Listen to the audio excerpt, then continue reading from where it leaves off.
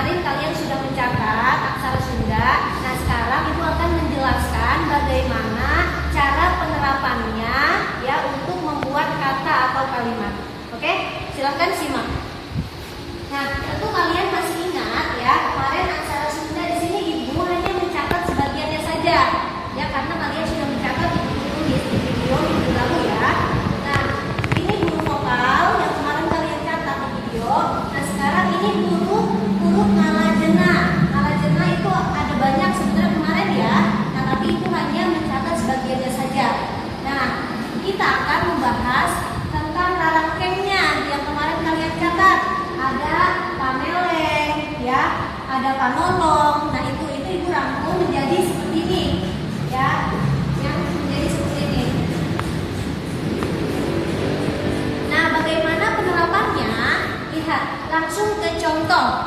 Nah, ada kata dasar.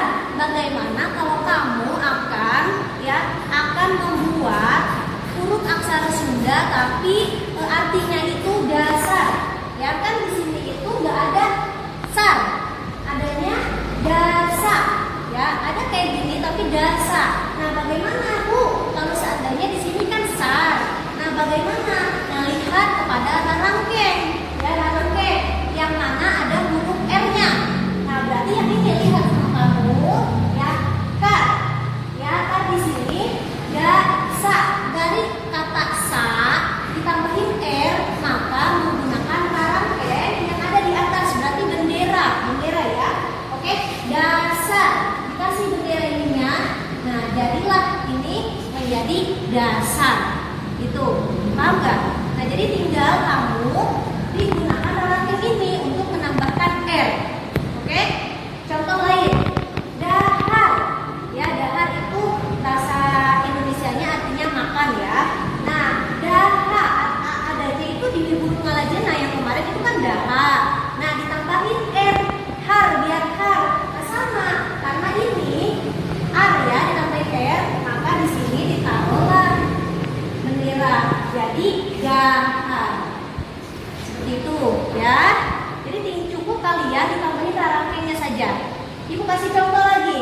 Bu, bagaimana kalau dua kata kayak ini? Kalapa. Kalapa itu kan dua kata ya. Terus akhirnya juga a semuanya. Nah, maka tulisan aksara Sundanya begini.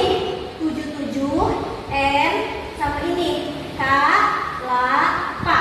Seperti itu. Ya, jadi kalapa itu kayak gini tulisan aksara Sundanya. Paham ya? Oke, lagi Ibu kasih contoh lagi biar kamu lebih paham. Nah, ada kata jeng. Jeng itu dari kata ja. Ja itu aksara Sundanya seperti apa? Seperti ini, nah. Kalian lihat di buku kalian, di catatan kalian huruf ngalajena itu ada ya. Ja. Nah, bukan ini jeng. Nah, a ini menjadi e. Ya, menjadi e. Nih, menjadi e itu yang mana di sini? Ada, lihat yang sini. Nih, ada ya. Kalian juga lihat di catatan kalian. Kalau kalian nyatat pasti ada. Nah, ini maka ja di sini ditambahkan. Ya, kayak gini. Nah, ja ya. Jadi dari kata ja menjadi je. Je. Bukan ini ada n-nya. Nah, berarti lihat lagi rarangkengnya. Yang huruf n yang mana? Nah, yang ini yang 0 di atas. Maka ada dua rarangkeng, yaitu dikasihkan jadi je. Nah, seperti itu, paham ya?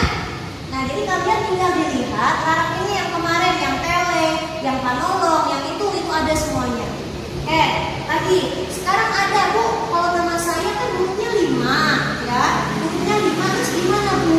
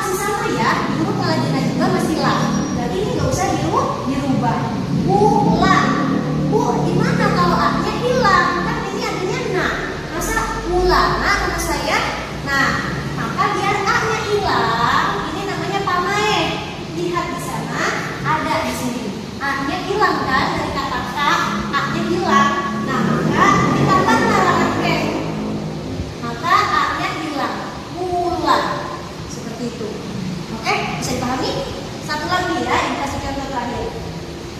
Nah ini Mita, nama saya Mita Bu, ya. Mi-nya gimana di sini? Adanya ma.